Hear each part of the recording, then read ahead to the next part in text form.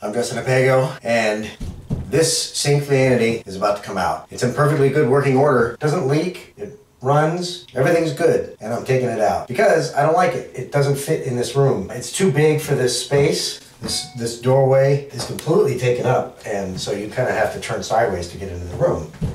Having said all that, this is coming out in a pedestal sink, which I built from scratch. That's going in. So the first thing I'm going to do is there's some screws under the sink into the wall. I got to take those out too. Okay, here we are under the sink. First things first, I'm going to turn the water off with these valves, and then there's these screws up here, back here. I'll take those out. Those will come out easy enough. Those will come out easy enough. Those will come out easy enough.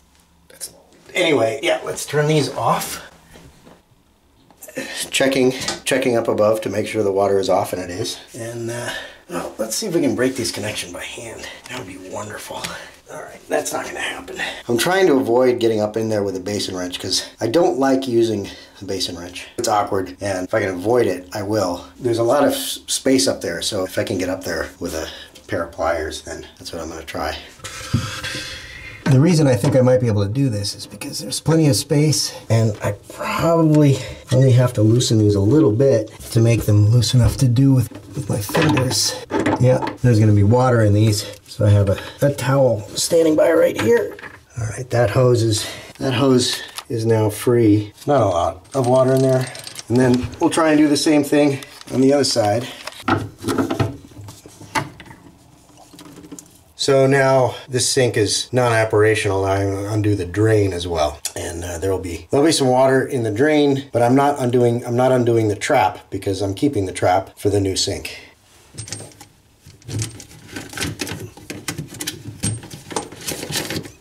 Okay, this screw is coming out.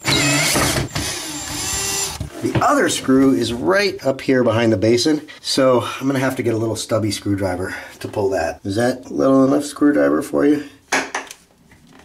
They didn't hit a stud with that other screw, but with this one, they did. So, of course, the one where I can't reach it with the power tool, I have a right angle. I have a right angle tool that fits on the end of a drill driver. If I can find it, then maybe I'll use it, because I'm not making any progress right now.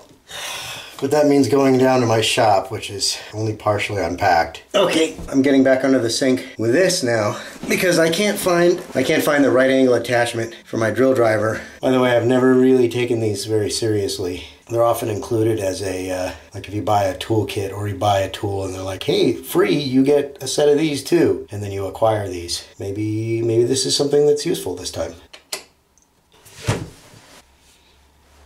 Okay, like I thought, this thing was useless. My stubby screwdriver is behind my head, I think.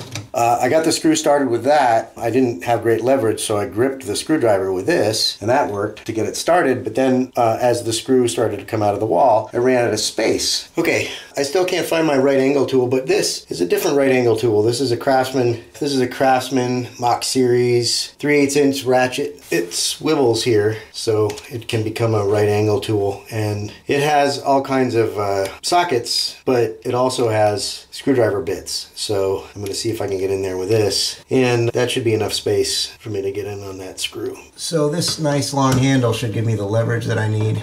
I extended the neck on it so that I can reach around. Now this video is going to get flagged because I said reach around.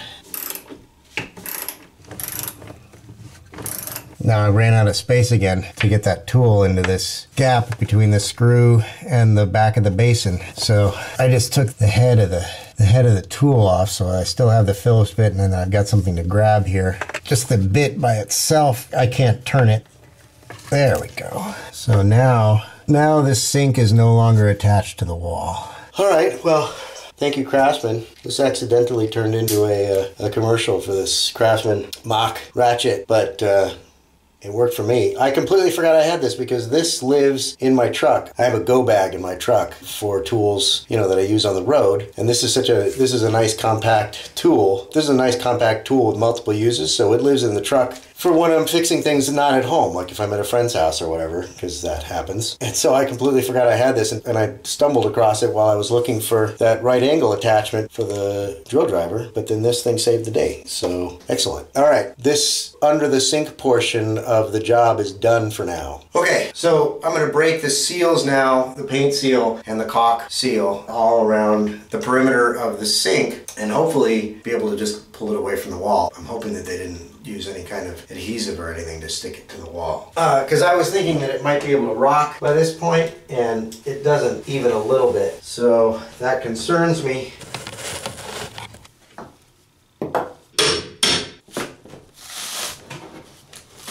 There we go. Yeah, so I tore the front off of the drywall. I'm gonna have some repairs to do. Okay, now the sink is free. Okay, so I need to lift the sink up to get it out, the stub that comes from the basin into the P-trap.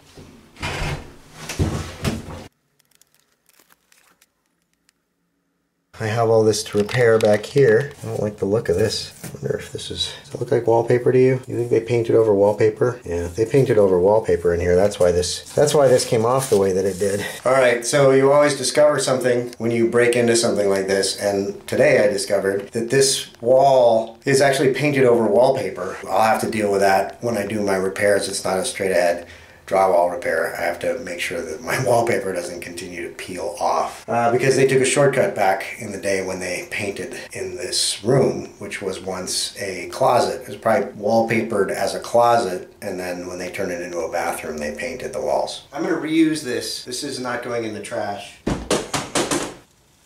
I have a very steep, narrow staircase. Now that I've discovered what was going on in the bathroom with the paint and the wallpaper, I looked a little closer and I think that these walls are all painted over wallpaper too. So that's something to deal with down the road.